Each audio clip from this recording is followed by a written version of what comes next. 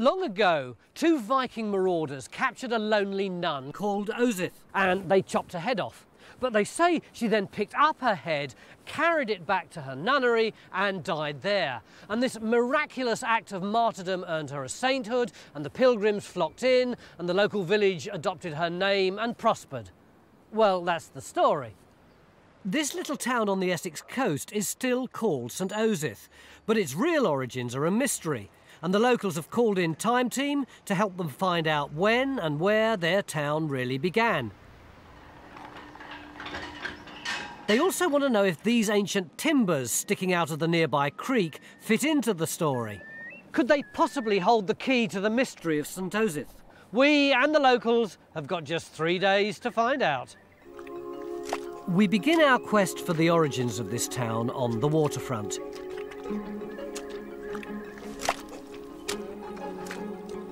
Geophys are testing a peculiar lump between the timbers and the shore. If there's a significant feature here, then these timbers might possibly be a missing link in St Osyth's evolution. But the mud isn't going to give up its secrets that easily. There's a rich trading history on this part of the Essex coast, and St Osyth, just 5 miles from the ancient city of Colchester, is proud to have been a small port since the Norman times. Today, the town's set back from the scattered creeks and marshes and clustered around a huge 12th century priory. There's still a small harbour at the head of the creek, but at the time the priory was built, this waterfront might have looked very different. Alan, this is a heck of a place you've brought us to. Poor old Phil can't get within 10 yards of where he's supposed to be digging. It's going to take Richard another half hour to lay out the duckboards for us. When did you first notice that there was something here? It was about 10 years ago, sailing up and down the creek. And when the tide was barely in, these stakes kept appearing. And I couldn't tie them in with anything natural. And so, no, why were they there? Who put them there? So what did you think it was? Well, at that stage, I suppose it took a few weeks to sink in there's possibly a key. A key? A key that you tie boats That's to? right, yes. Mm-hmm. But all the boats are way over in that direction, aren't they? Yes, now. So does that rather undermine the theory? No, I don't think it does. I mean, it's on the outer bend of a river. They might put timbers in to stop erosion and be able to tie boats up. That's where the deeper water is. But there's a whole load of other things it could be. It could be part of a fish weir for catching, you know, fish coming in or out. Or it could just be a revetment for this bank. Phil, you found anything yet? Yeah, I got some pottery here, Tony. There are 10 minutes, and he's already found some finds. Yeah. Before we arrived, Alan discovered loads of pottery in the field behind the creek. Mix asked a few of the locals to field walk this area to see if they can discover any finds that might link this field with our timbers. Field walking isn't easy with a young crop in the ground. Phil, you're the only one of us who's seen this thing close up so far. What do you mean he's the only one? Oh, so I forgot the mud prints. I thought you didn't do mud. I wish we hadn't, to be honest. Why not? Well, look, we've got the edge of the bank there, that's the vegetation. There's the creek, there are the timbers. We have got this sort of gravel bank linked with it. But isn't that what we can see with this lump in front of us anyway, John? Yeah. Right. So all your wading around hasn't really come to much fruition? Not a lot. What do you reckon it is? I still think it's something just like a fish trap. Oh, John, stop being so negative. I mean, look at the way it's constructed. It's really substantial. There's all those big timbers down there, and there's other ones laid on edge over there. Why can't it be just something more like a wharf with an access way here? I think that's quite feasible. Raksha, what's your instinct? I think it's something much more substantial because the timbers are running back up to the bank. So I don't see why it can't be something like a mill. Do you buy a mill? Yeah, it could be. It could be, or it could be a revetment for the side of the river. There's all sorts of possibilities. Well, either way, arguing about it now isn't actually going to resolve it. I'll tell you where we're going to put the trench. We're going to pull the muck away from the timbers in front there to see what the construction is. Then we're going to see whether or not those timbers do extend into the bank, as Raksha thinks they might do. And then also we'll see the construction of the causeway as well. He's telling you what to do, you're the boss. No, but he's right. That's the way we've got to dig it, because we've got to work with the tide here. We've got to work low down until we're driven off by the rising water. I mean, that's what you seem to have forgotten. We haven't got 3 days. We've only got 3 tides. But low tide's at midday, Phil. Oh, look, Tony, but by halfway through the afternoon, it's going to be halfway up, which is actually going to cover the base of our stakes. So we've got a fish trap or a revetment or a quay or a mill, and we've got just 3 tides to dig it. That's right. Come on, Rackshot, let's get at it. The history of this place is rather vague. After the legendary martyrdom of St Osyth in the 7th century, the first record we have is Doomsday, which tells us that 70 souls were living here by 1086. In 1121, work began on a huge priory dedicated to St Osyth, and it's likely a medieval town would have sprung up around the priory, but we don't know that. It's a funny shaped town, this, isn't it? It is. It's not like what you'd expect from a medieval town at all. What would you expect? Well, normally you get a sort of triangular or rectangular marketplace, and you get these very regular patterns of narrow properties around it, so that even from the map you can see where the town was. You don't have to sort of look at the buildings and ask where it was. But here, you look at the map and you can't see much at all, can you? No, I mean, we're standing just here, and if you look over your shoulder that way, there's the priory, and the church, which is marked on the map here, is just there. And, you know, there's a triangular area here, which, as Mick says, is your classic marketplace, perhaps, but there's no sign of these long, narrow, sort of urban properties that you'd expect at all. If you look at this row here, you know, it's tiny little places. They're places that started as market stalls, temporary, and they've gradually got fixed, so there they are, and they've filled all the space up. Not many gardens here. Our task is to establish where the early town of St Osyth was at the time the priory was built. Carenza will mastermind the hunt for the medieval town, so Matt and Bridget and the locals are going to sink lots of test pits to see if there are signs of occupation. In the garden of the Red Lion pub, Matt's looking for rubbish pits at the back of some of the early properties. These might contain the remains of domestic pottery. You see that? There's a bit of a brick there or something, so that's a piece of a brick or tile. So there's evidence that you know, people have been living and doing stuff here already.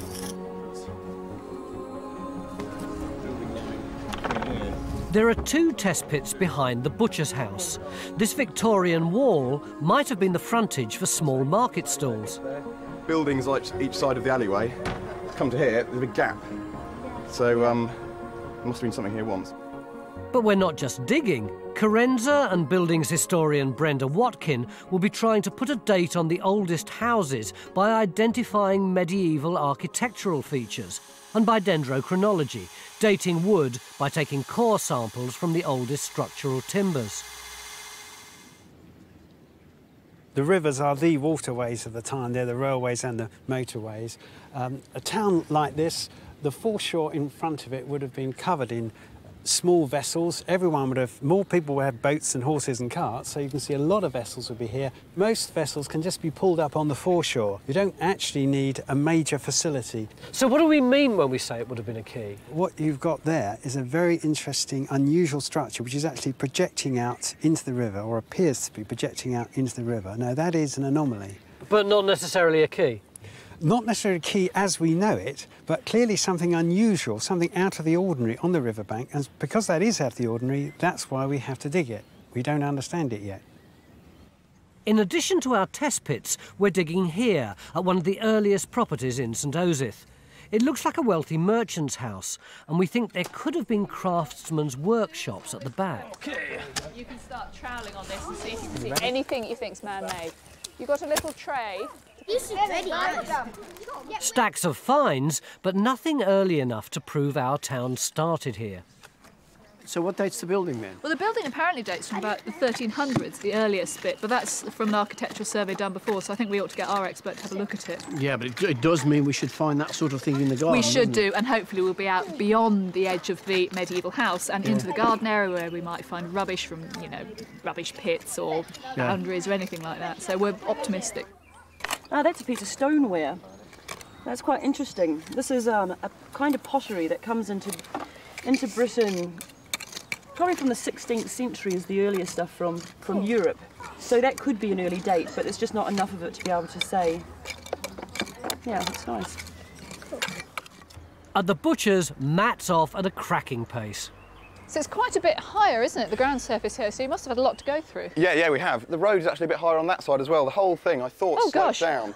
But it turns out that most of this here is actually, there's a huge amount of topsoil in here being brought in. However, about a metre down, the top of there, you can see what is quite crude wall structure. Just right, we've just managed to catch the edge of it there, so it's pretty luckily placed. And it's medieval. It's block built and there's flint in it. That looks very much like some of the other medieval walls. Among the plethora of finds...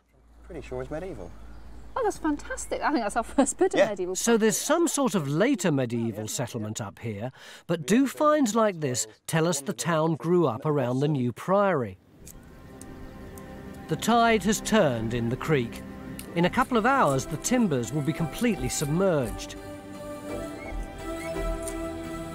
Phil's cleared the mud from the bottom of the timbers and has found tool marks where the stakes have been sharpened.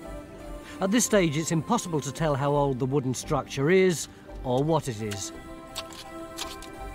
To the side of the timbers, there's a steep slipway. Phil's found a layer of gravel mixed up with river mud sitting on top of a curving outcrop of clay. This looks like the bottom of the creek bank. There's the gravel. There's stacks of pottery in amongst the deposits. So if that doesn't date it, nothing will. Right opposite the old marketplace, Brenda, our buildings expert, has been doing some detective work. This house looks classically Victorian on the outside, but inside... Oh, goodness. Wow, immediately you've got... Yes, immediately we've got a moulded bridging joist. And just up the stairs, there's the critical clue. So here we've got a joist cut out. Here is the soffit tenon, which has been cut off, but is still in place. And above it, the diminished haunch. Right, and what's that telling you? That's telling me that that's a joist joint that's coming in the early 1500s. A diminished haunch. We've got our first reliable date for this part of the town. But it's not medieval. It's 400 years later than the founding of the priory. All the pits in the town are producing stacks of good finds. Yeah, that's useful. More of that slip. Is that the same slipware? That looks potentially medieval. Yeah, absolutely, I'd say. Whether they're the right date remains to be seen. Yeah, it's been knocked around a bit. Tea time day one, and we've already put 2 test pits in the garden of the old house, 2 in the pub, 2 in the butcher's shop, 1 in another house vaguely in that direction, and we've hardly started yet. Why are we looking in the graveyard? Well, because this is the next space that we can get right into the very end of this marketplace, right at the edge of it, and it's the only open area. And are you really happy for us to dig here? Oh, absolutely. That's fine. Are there any rules? Yes, as long as it's on the unconsecrated land. Which is where? Well, it's clearly marked. Look at the boundary here. It follows this line. This side, we've got individual graves within the consecrated ground, and as you move outside, you can see a massive change and all these strong resistance anomalies suggesting maybe cobbled courtyards, building rubble, whatever, but stretching right back from the road. And where are we going to dig? Just about there. Which is where? Clue? Yeah, pretty good clue. By the time Ian's got the turf off, we'll have to pack it up for the day. We also hear the vicar's a bit of an archaeologist. He's dug here before. There was one over by that red brick wall, very ancient wall there, and one behind us here, and one directly behind you over there. And what did they find? They found evidence that supported what we thought was the case, that there was an old stable yard surrounded by buildings here in the past.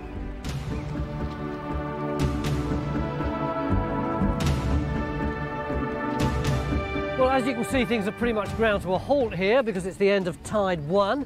Even Phil's decided to come on out of the water. Have you come up with anything? We've been absolutely inundated with results. It's been brilliant. I mean, we're stood along here now. All this is covered in water. But what you saw this morning was this L-shaped of timbers coming round there. And our causeway, which is all this muck in front of us, is actually along there. Well, what we've actually been able to find is that the causeway is supported by this revetment, which is wattle-lined. And then along here, we've actually got this artificial cut. Now, I reckon that is pointing towards a wharf. Do you reckon that knocks all the other theories on the head? I think it's unlikely we've got something as massive as a mill now, because the timbers aren't that big. But this could still be, you know, part of a fish weir that's reused, something like that. I mean, we want to still resolve it tomorrow. We're going to explore and actually join up with the other side of it over here. And are all these finds from your trench? It is amazing. I mean, my wharf, as I like to call it, has produced all this magnificent amounts of pottery and bone, loads and loads of roof tile, and we've actually got some leather as well. And this isn't all we've got, is it? It's been a regular cornucopia up in the village. We've had all this stuff from the field walking, or that's come out of the test pits, or these bits have come out of the test pits. So what does it all mean? Well, our finds experts will tell us when they get here tomorrow. Beginning of day 2 in our search for early St Osyth. Hey, up, haven't you got a trench to go to? I'm not going to walk past this. What? I mean, it's just beautiful. Look at the quality of the craftsmanship. Look, every flint of that has been shaped up, squared, and then laid. Look, barely get your thumbnail in there. Absolutely magnificent. Craftsmanship, Tony, craftsmanship, that's what that is. This magnificent gatehouse was added to the priory in the 15th century, the same date as most of the pottery that we're finding in the town. But our task is to discover what sort of place this was at the time the priory was built. This morning, this lovely old photo came to light. It's from about 1900, and that church is this church here, except it's the other side. So can you see those buildings there? They would all have been here and here and here and here and here. Why do you reckon there would have been all these little buildings slap bang in front of a church? It's not unknown in medieval towns to have rows of little shops, little workshops, you know, with a stall out the front, plonked along the edge of churchyards like this. And it seems to be speculative development to make a bit of extra rent. The thing we really need to know is what date were those buildings first starting to encroach on the marketplace, and that's really starting to pull together the history of medieval St Osyth. How do we get the date? Well, I think it'd be very useful to dig somewhere where those buildings are on the photograph, to see if they do start as, you know, speculative shops in the Middle Ages. So, do you mean that we go back in here and sort of stick test pits around here somewhere? Yeah, I mean, this building here could be the end survivor of a whole row. This big one. What about this? Yeah, and then that's the end of one that stood in here, just stuck on the end there. I mean, the brilliant thing is we've got an open area right in the middle of our marketplace that we can actually investigate. I reckon a cheap bottle of wine, it'll be 15th century. Well, I hope it's not, because she won't touch cheap wine. As the vicar predicted, we've found Victorian rubble, but we've still got to go 500 years further back. Down on the creek, the second tide is on the way out.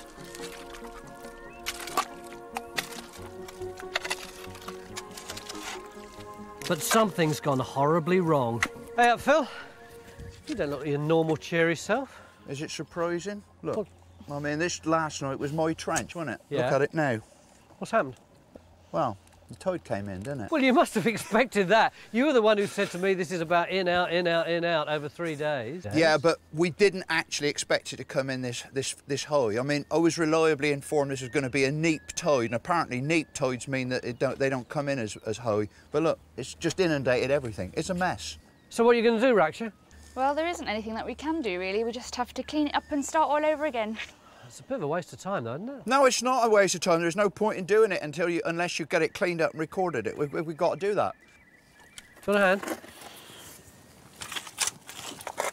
I'm glad he's deaf as a post.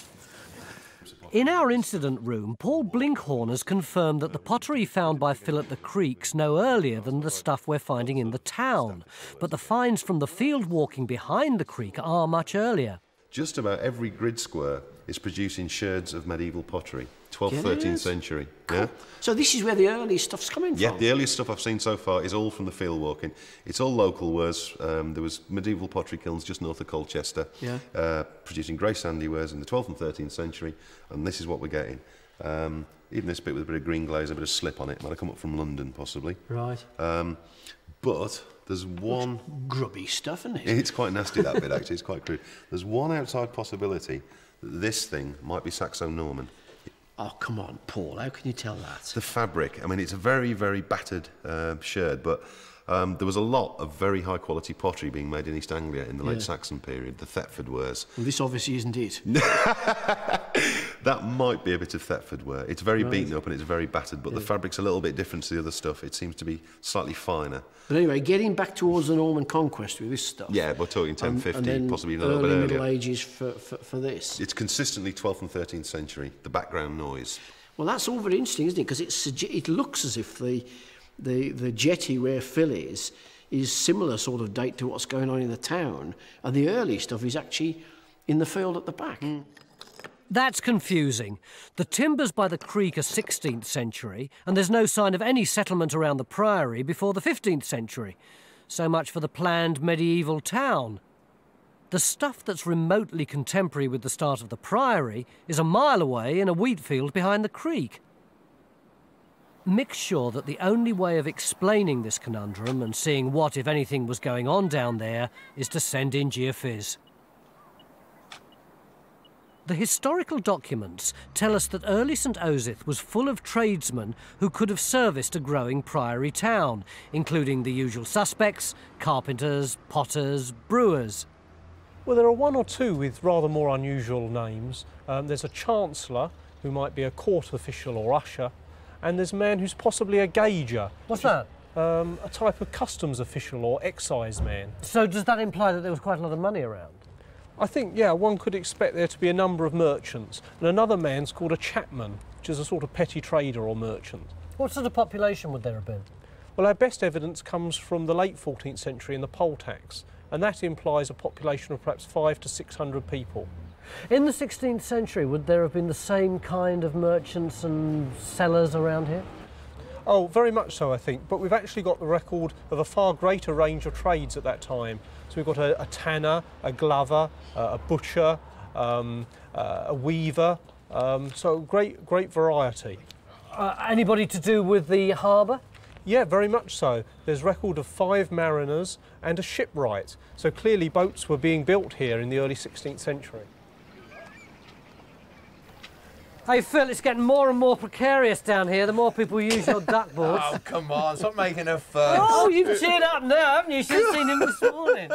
He was giving me a lot of stick for coming down there as well. We've had real fun down here this morning. We've got a dock. What do you mean by a dock? What you're looking at is a place where a boat would have slipped in through there. Do you see this big area of clay? It's all a big area of clay. No.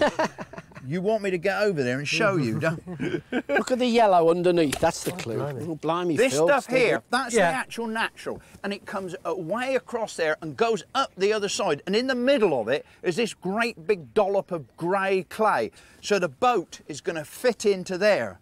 It's going to be protected on this side by these timbers, and we've got along there a load of wattle that actually the boat would have slipped up against. And beyond that, we've got our gravel causeway, which is where you would have unloaded and offloaded the boat. And the actual front of that causeway is supported by a wattle fence. Now, when that wattle fence actually rotted, all this gravel, which is part of the causeway, collapsed and fell into the dock. And on that side, we've actually got another wooden frontage, which is comprising of boards, but in the front of that is also wattle-lined. Can we dendrodate this wood? No, we can't. I mean, unfortunately, the timbers, I think they need about 50 rings or something like that. The timbers are just not big enough to actually be able to get a date. But, you know, there's an awful lot we can get out of this, isn't there, with the timbers and everything you've got. It's a question of whether I can get out of it. One big question, though, when was it? Yeah, well, I think we know that now because Paul's gone through the pottery that Phil found up on the top there, and it's a closely datable group. He's got one lot of stuff that's about 1600 to 1650, and the rest of it's post-1650. So we're looking at a 17th century dock. That's good. I've been here all morning. I haven't got the foggiest idea how old it was. Shame it's not medieval, though. See if you can find us a medieval key. Do you want a hand out? Are you all right? No, he's all right. Thank you, friend. No! Don't pull! Don't pull, you silly old fool. John's already got the geophysics results. John, you can't have geophysed this entire field. We've done a pretty big chunk to start with. It looks pretty busy, doesn't it? Yeah, I mean, there's anomalies right along the river frontage. I mean, that's where Phil's trench is, in there. And there's these responses. God, blimey. Is that geophys? Oh, that's good, isn't it? It's How noisy. does that tie in with the field walking? Well, we just got it plotted out, look. I think it's the same area as yours. It's the same grid. And there's medieval pottery in every square. Yeah. Phil, see that? Good Lord, not meaningful geophysics results for a change. All right. Looking at that, where do you think that we should now dig? Hey, no, just a minute. You chose where we dug on day one. You haven't given me a chance. Well, tough. We're going to put a trench in there, in amongst all that noise, and that's where we got quite a bit of the pottery. Right. Where's that on the ground? Can you see that sort of 12-foot tall cane over there? Yeah. Well, that's where we've got the really nice anomalies, and that's where quite a bit of the pottery came from. Yeah. So that we're going to dig there, you're going to join us? Oh, no, you're going to dig there. But I'd actually... We must look at that first, Yeah. I think. Yeah. But I think these could be industrial-type responses. So what are you thinking of something the back of the river that all sort sorts of activity? workshops, boatyards. I mean, it could be like a small house, couldn't it? Boat building, boat breaking, boat repairing, and a whole load of activity. Fantastic if we found a lot of industry in here. Well, we've got more medieval pottery here than anywhere else. It's very difficult to explain the huge gap in time between the waterfront, where Phil's finds were 16th century, and the field behind. You feel like one of these sort of GM vandals. No, you need a black mask over your head. Ooh, what? Slag. Really? Isn't it? Oh dear. Ah! Flint. Stick to geophysics, John. I can't believe that. We know from the poll tax that people were living in St Osyth in the 14th century. Might be the remains of one of your windows there, Martin. Not that deep. But none of our test pits have produced any finds at all to prove the town was here. I think that's a bit of pottery, Mark. You're getting earlier. There's quite a lot of the 15th century stuff. Oh, right. But you've got this. I mean, as far as I'm concerned, this is a find of the day. It's the first thing we found that's earlier than the 15th century in the town itself. Oh, brilliant. I mean, I presume, looking at your trench, you're still in topsoil, are you? We're just coming off the topsoil down onto another layer with cobbles in it, but it's not making a lot of sense yet. But it's definitely archaeology.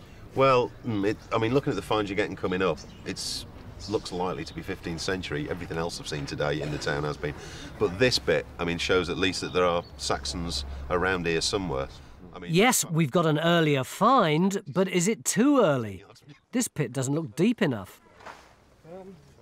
By now, pretty well all of our test pits have hit the bottom, and there's still a horrible gap of 300 years between the founding of the Priory in 1121 and our 15th century finds in the town. What do you think's going on, Matt? Well, the only explanation really is that we're in the wrong place and that the centre of medieval St Osyth is not actually here on this side of the Priory. Do you think that's right? I don't think it was here at all. I think we've got the Priory over there, we've got the harbour, the creek over there. If you're going to do a town, you're going to put your settlement near those things, so that's going to be pushing it over the other side of the Priory, plus an old house here. This is the oldest recorded building, 1300s, absolutely no medieval whatsoever. The features suggest agriculture, so this could just be a farmstead with the settlement over there. Paul, I have to say, that isn't the noises that Mick and Carenza were coming out with this morning. Well, it might not be, but whenever I've seen pottery assemblages from a medieval town or settlement of any size, you invariably find lots of early medieval pottery mixed up in the late medieval and early post-medieval deposits. That just isn't happening here. There's not one single scrap of medieval pottery before the 15th century, apart from one church of Saxon. Looking at this, I can't see how there could be any medieval archaeology here before the 15th century. It just doesn't look right. It just doesn't look as if there is any. Carenza's not happy. There's absolutely no sign of an early St Osyth springing up around the Priory during its first 300 years. No, I mean, we would have expected to find more 12th and 13th century pottery, I think, in the buildings around that open space of the marketplace. And I do find that odd. You know, it doesn't look as if this has got a built-up series of properties around this marketplace by, say, the 12th and 13th centuries. Come on, that is a problem. Well, it may be that the marketplace was bigger than we thought. Sometimes they're an awful lot bigger before they get infilled. We've got a building of 1500 here that's built up against buildings that are already in existence. We've got one of 1350 here. And we've got Saxon pottery turning up in the churchyard. There seems to be an early focus of activity one around sherd. the church. I mean, I think it's odd that all the points that you're making there, they're all late. You know, you're talking about a 15th century building here, a 14th century building here. Where's the 12th and 13th century stuff? We have only dug small test pits. I still think we've got time. It would show up. OK, so where is the 12th and 13th century? All the 12th and 13th century pottery is down by the edge of the river. So I think one possibility must be that it is down there, and this is later.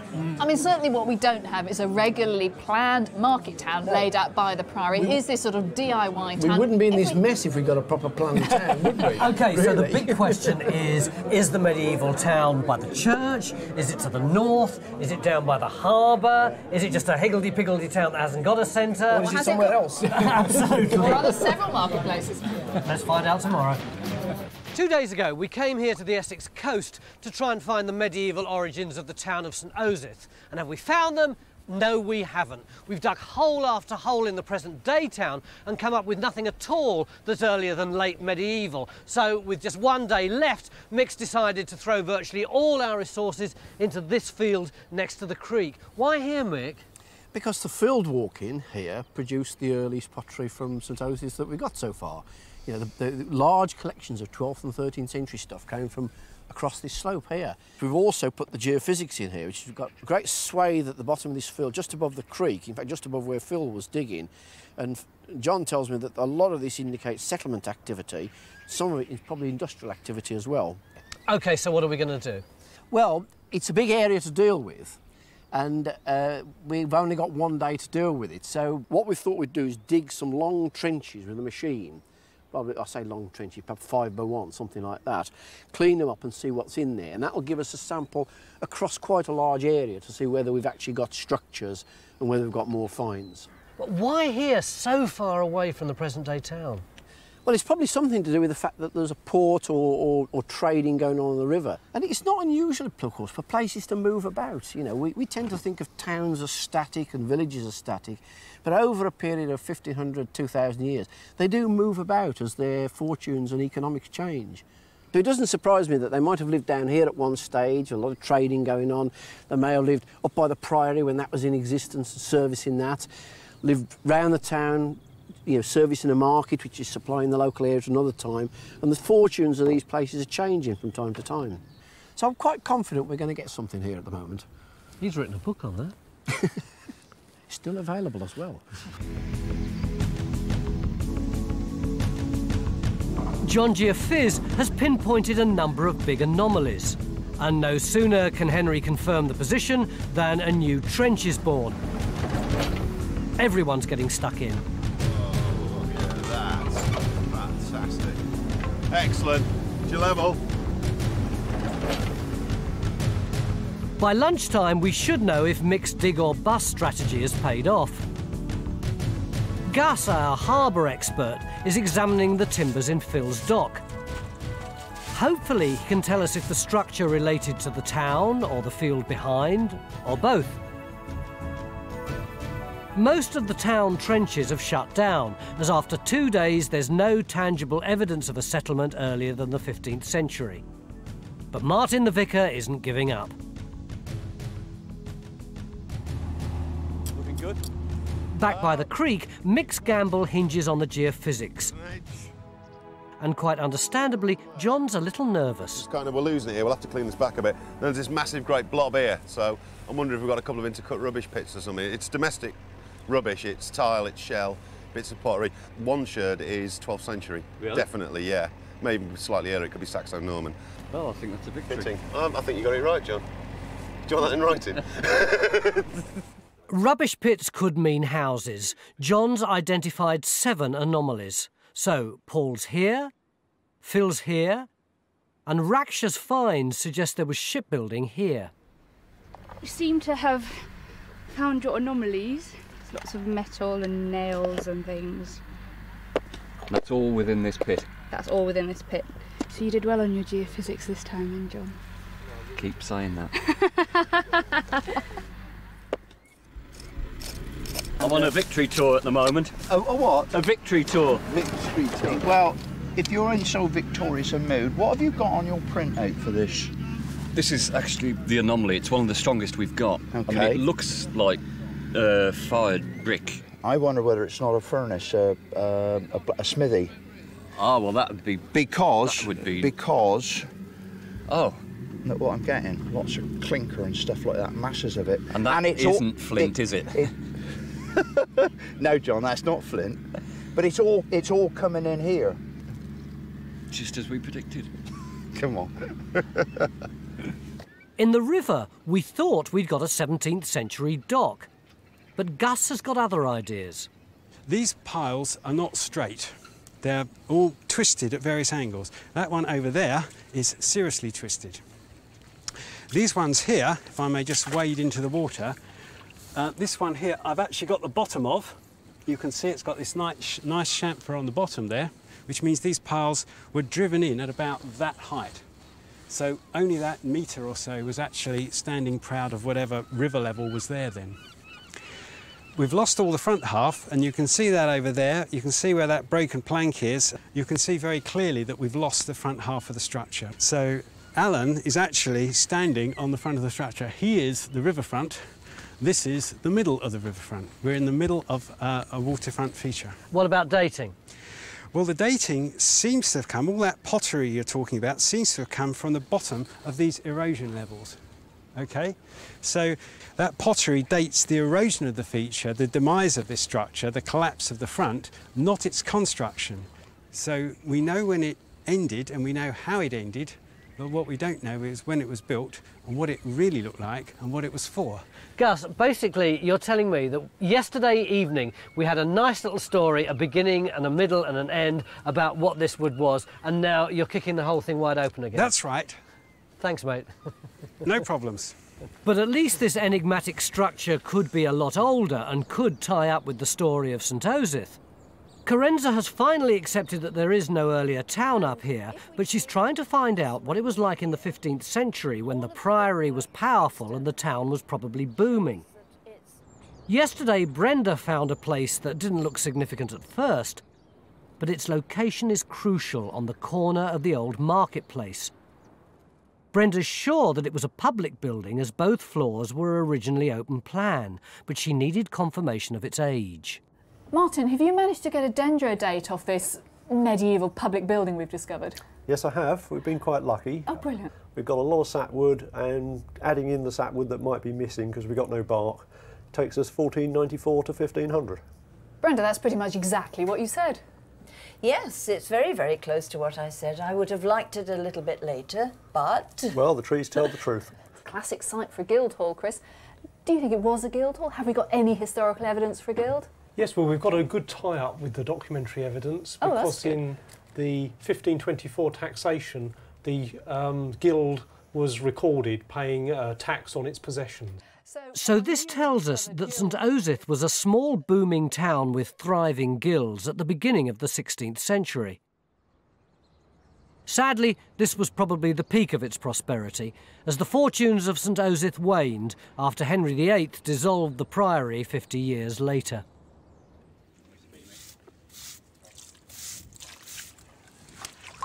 So have we got any tool marks on these timbers, Gus?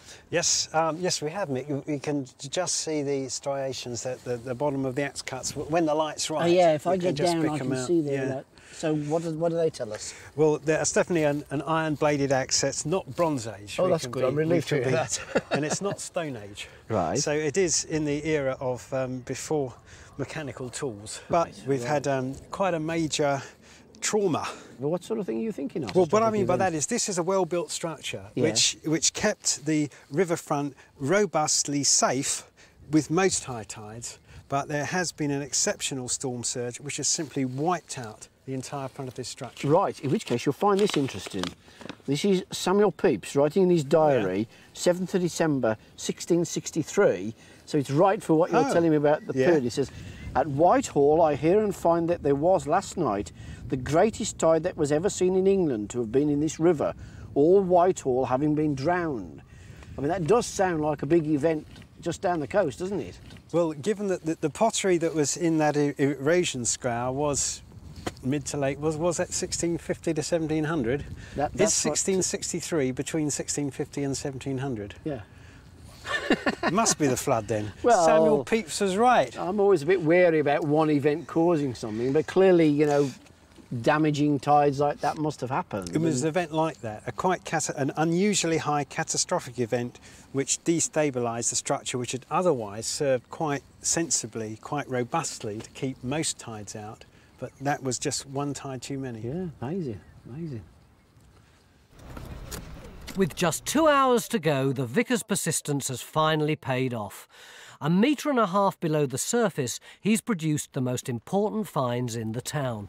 I can finally say you've got back before the 15th century in the medieval period. Only just, but you're back there before it. Right, so what have we got that's significant? Well, we've got these 3 fairly small sherds, but they're enough to keep me happy. Basically, we've got this, which is a sherd of late London ware, probably 14th century. We've got this, which is a sherd of early German stoneware, probably about 1350. And this, which is Dutch medieval pottery. The generic term for it is Aardenburg ware, but again, 14th century. This is exactly the sort of thing I'd expect to see in a medieval port town. You go over to Holland, or you're coming over from Holland, you fill the hold of your boat with expensive goods for trade, you have a spare corner, you stick something in like a basket of pots or whatever. It's not a big profit, but it's better than just wasting space. Wasted space was wasted money as far as the merchants are concerned, so this is exactly what I'd expect to see. Yes, I'm happy now. These are terrific finds, and Paul's convinced that the wealthy end of town was up by the Priory. But there's still no proof that an earlier settlement began to develop up here at the time the Priory was built. Down at the workman's end of town, Phil has confirmed there was industry alongside the creek, but it's much later. What you've actually got is a flue. That's this dark stuff, and it actually comes right the way through here. Now, it's got a wall on that side and a wall on that side. And as the flue comes through, when it gets to here, it widens out on that side and on that side into a major chamber. That's what I'm actually standing in. Now, when we actually found it, I thought, oh, it's going to be a furnace or something like that, maybe even a smithy. But now I've actually got in it, I realise it's far more substantial than ever I imagined. And I think it must be a kiln or something like that. What I don't know is how old it is. How are you on bricks? Well, this is a handmade brick, not a machine-made one. It's slightly smaller in dimensions than your average modern brick. That's what I thought, yeah. And it hasn't got those the characteristic indentations. The frog? The frogs in the top, which you use for putting the mortar in. So that this is potentially a Tudor or early Stuart brick, 16th century, early 17th at tops. Could it be contemporary with our wharf out there? Broadly, it is contemporary with it, yeah, I would guess.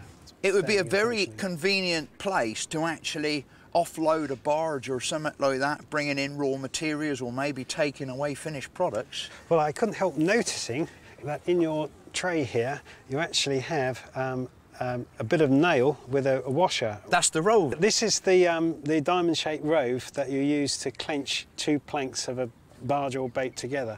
So you couldn't sail very far on that, but provided you got the wood to go with it, that would make a nice little barge. Well, that rove end came from a trench just over there. So, I mean, it looks like we do have boat building on the site as well. Or boat destruction, yes. This is a used boat rivet. Right. So, which means that they've had a barge and broken it up. And that presumably is undateable? Virtually, yes, but except the fact that the clinker building using these rows, you know, things like the Mary Rose don't use these. The Mary Rose sunk in 1545. They went on to carvel building there, so this could be earlier than the 16th century, but some ships and barges still used rows like this through to about the 17th century or so. This morning, Mick was confident we'd find workshops and industry along the edge of this creek, And we have, roughly 16th century from the Tudor period. But the 12th and 13th century settlement of St Osyth is still as elusive as ever. In the first trench we opened yesterday afternoon, we found a cluster of mysterious rubbish pits. And now the trench is finished, Mick's delighted. We've got evidence of buildings in here. Can you see the sort of light-coloured patch across that area there? Can I get in? Yeah, yeah.